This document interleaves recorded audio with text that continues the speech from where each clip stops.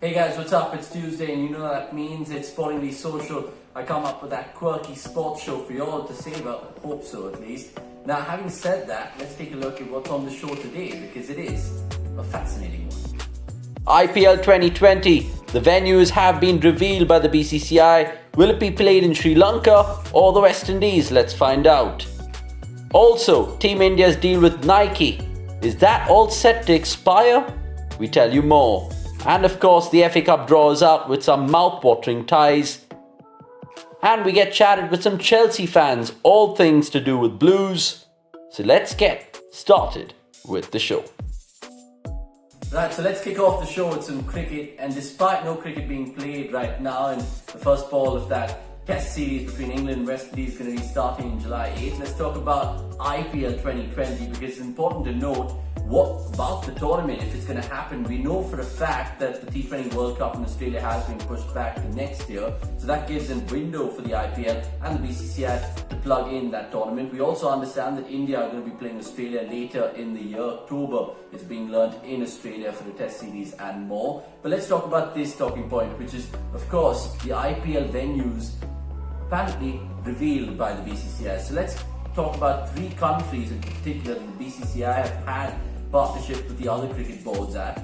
The first one is, of course, a no-brainer, New Zealand, because New Zealand have done amazingly well in this COVID-19 scenario worldwide.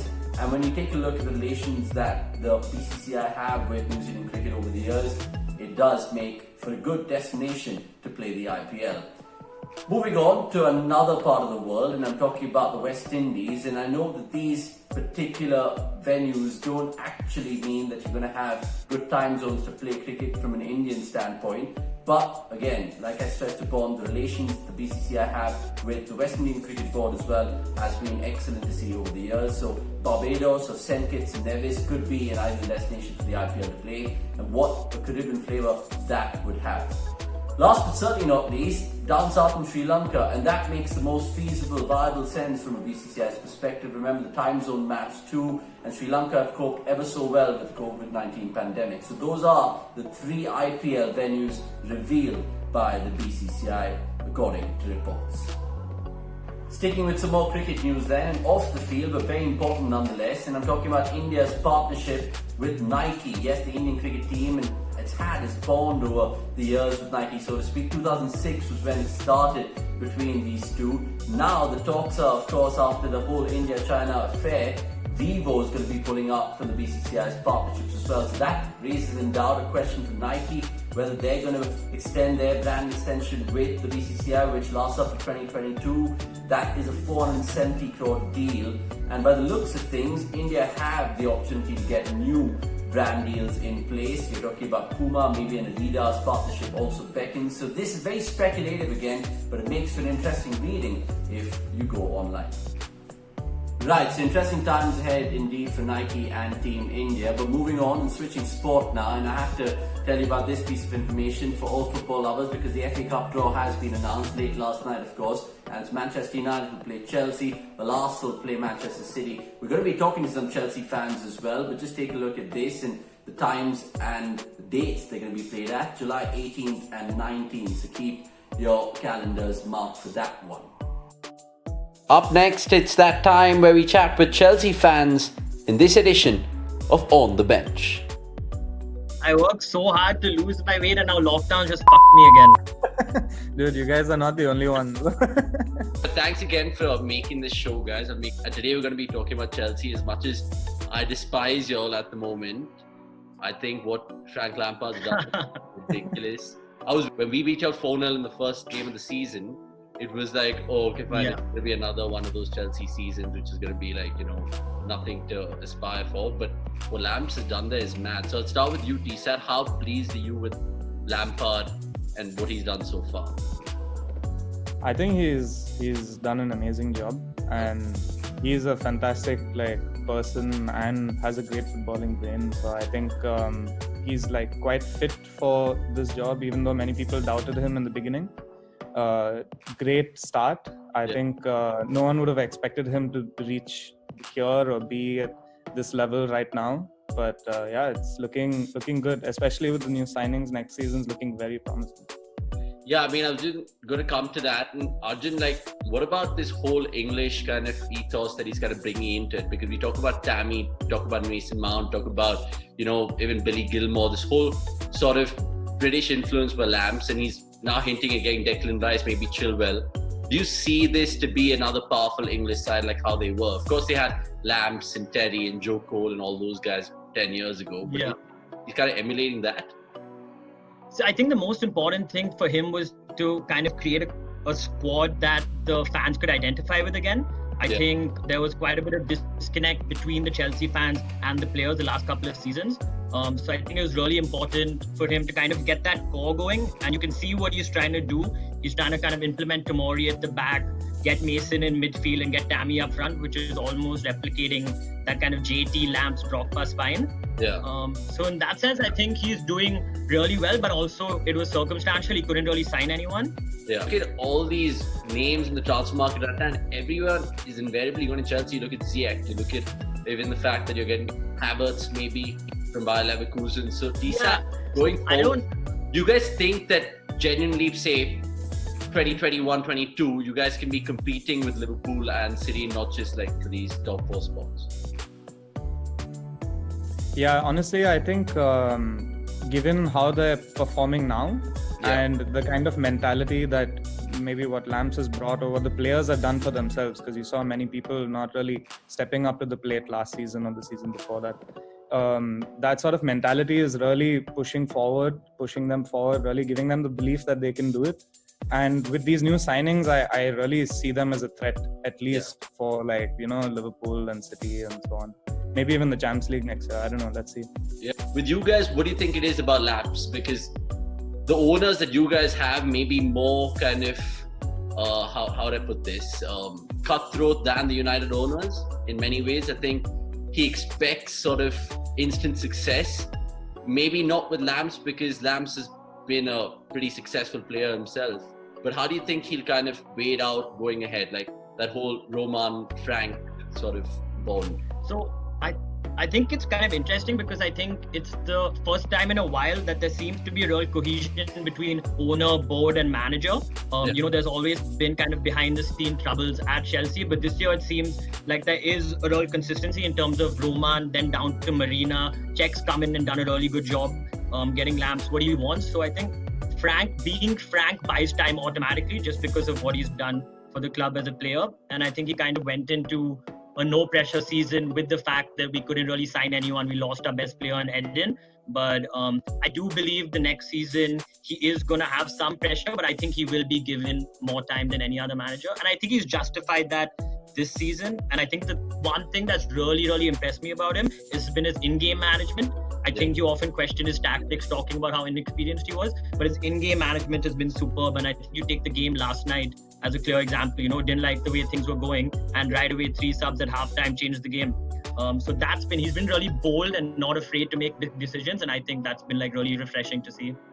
Yeah, and the fact that, I'm glad that he touched upon last night as an example, because what he told the Chelsea players apparently is that you're not fit enough to play for the badge after their first half performance. Then you could see how it's reinvigorated them, galvanized the players, so to speak. But Tisat, coming to you, we keep talking about this Chelsea team having so much to offer in terms of bench strength and things like that, and now you need it because it's literally a 20-player matchday squad. So having said that, do you think Lampard knows his best 11 right now, so to speak, because there's so many good players? To be honest, many people actually question that and have been questioning that of late, has he been making the right decision? It seems like he's making the right subs at the right moments, which has been tremendous to know what he can get out of those players, right? That's true. But that being said, I think it's a little tricky because a lot of people, like he says regularly, train really hard and show really good promise in the training camp. So it's possible that he's giving them a chance, especially you see the likes of these players come out in the FA Cup as well. Yeah. So like your young Billy Gilmores and all of them, they get the chance and they get the nod. Yeah. Sure, he didn't have the best game. A lot of people think that he's going to be great, but there's definitely talent there, and it's up to him really who he feels is fit enough for. And it also depends on the opponents really. I think that plays a big part in picking his lineup.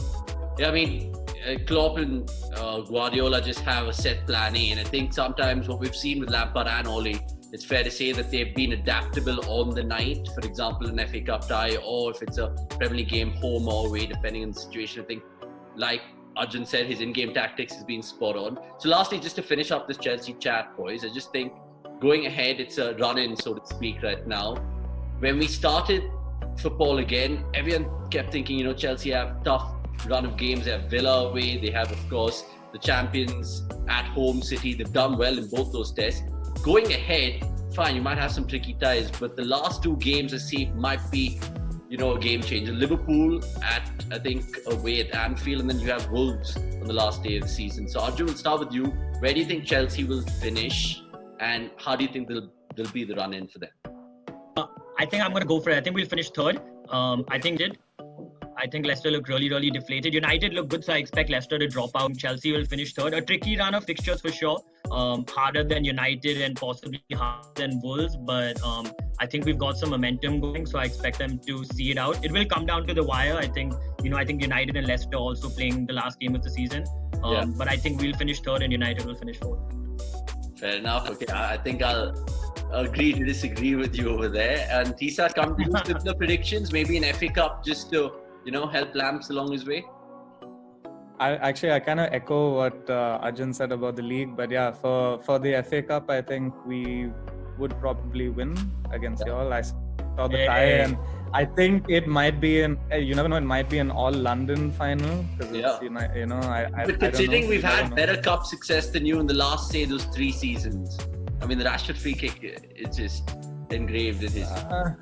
I don't know really. I think in general we've had great cup success over the last decade. So you never know. And you'll beat us in the 2018 finals. So I mean, I can't really boast over there. I think Saudi won his first title there. But just to finish up this chat, let's do the quiz right now, because I know you guys are hardcore fans, and I can't catch you out in the stat or two, but that's what I'm going to try to do today. So it's basically 5-6 questions. Whoever gets it right. It's no options, so you can take your time to think about it. We'll start with the first question. So here's: which Chelsea player has most assists this season in the Premier League? I think Willian, and I think Aspie and him are now tied, if I'm not mistaken. That's spot on. So that's a point to Arjun over there. So that's how it works. We just say whatever. I thought we're going one after the other or something. Okay, so Lampard would be aiming for his first FA Cup as a manager if he wins it. How many times has he won it as a player? Ooh, I'd say 4 times. That's spot on. You won it in 7, you won it in 9, or 10 and 12? And 12, Yeah, okay. 12 when we won the Champions League as well. Yeah. Okay, so moving on to question 3. Which Chelsea player has the most yellow cards this season? I think Jorginho. Yeah, I think Jorginho, because he just came back. I think he had a couple. Nasty little fellow, isn't he? He's one of those cards, Fernandinho guys, who just kind of makes some 30-40 fouls in a game unnoticed and maybe 1 booking. So you can expect those from those midfielders. Anyway, points to both of you all over there, I guess. Espelicueta is first on this list, and that's the list which I'm talking about, the most amount of minutes played as a Chelsea player in the Premier League. He's got 2,600 minutes played as a Chelsea player. Who's second on this list? For this season or all time? This season. Mount? Yeah, he's got Mount spot on. But this Arjun's actually, he's an FPL person as well. So I think No, I don't play FPL. He doesn't play FPL, but he's very good. He pays a lot of attention to the club. Let me put it that way. And they say stats are for brats, but we'll let that be. Okay, so the last time you guys are playing West Ham, I think midweek. The last time you guys played West Ham, what was the scoreline and who scored in the league? I think it was 2-0, Pulisic and Mount. No, wrong. The right answer. Tushar, you want to go for it? I have a feeling they nicked in a goal. It was 3-1. No, it was actually 1-0 at the bridge, Cresswell, and they beat you. Which is I was going through it and I was really? I mean, this is when wow, okay. Oh, and that wait. minus stuttered. Oh, right, he scored right at the end. Yeah, Yes. It was Maybe that's why we chose not to remember it. You had to end with a Chelsea losing question, huh? Yo, Just had to get yeah. one more real trivial question I've got for you all, and this is like something which will tickle the funny bone too. So Chelsea, what you just have to guess, and this is an optional one, right? It's 3 options. Chelsea were the first club to dash, okay? And the option A is sell pies at halftime, B, get numbers at the back of their kits, or C, have a football mascot. So Chelsea were the first club to do what? One of these 3. So I'll go with C just because I think that's the most random one. With the stamp for the lion. Yeah. No, Arjun, what are you going with? I think it was the numbers on the back. Yeah, he's got that spot on. Arjun is a true king. He's a true Chelsea fan indeed. A pleasure. I did tell you this beforehand that Jun's gonna steal the show with the quiz for sure. Maybe he was just cheers. Thank you so Yeah, much. and I mean after. And I'll see you guys soon. Alright, thanks a lot, Avanish. See you. Thanks a lot. Take care. See you guys. Thank you so much. Take care. Right, so that was getting chatted with some Chelsea fans there. Pretty knowledgeable, really are, especially Arjun Malhotra. Give them a follow. Of course, I'll share their social handles as well. Right, so time to wrap up proceedings on Sportingly Social. But having said that, you guys have been pestering me to do another silly TikTok. So I was like, alright, I'll do a silly TikTok. And here it is, the football nothing to do challenge. Monday, I have nothing to do. Tuesday, I have nothing to do. Wednesday, I have nothing to do. Thursday, I have nothing to do. Friday, Saturday, nothing to do. Sunday, come, I have nothing to do. The whole damn week, I have. Sessegnon. Pachi! He's round the goalkeeper. He's done it! Absolutely incredible! Knockout takes. Almunia saves. Knockout follows in. Almunia saves again. Absolutely astonishing. Now here come Watford. See if you can do the challenge that I've done. And DM me, of course, if you want to feature on the show. That's all we have in Sportingly Social in this edition of episode 3. But thanks for watching, ladies and gentlemen. Highly appreciate your time. Do subscribe if you haven't done already. So please like, share this video and stay tuned to the channel. Until next time, see you!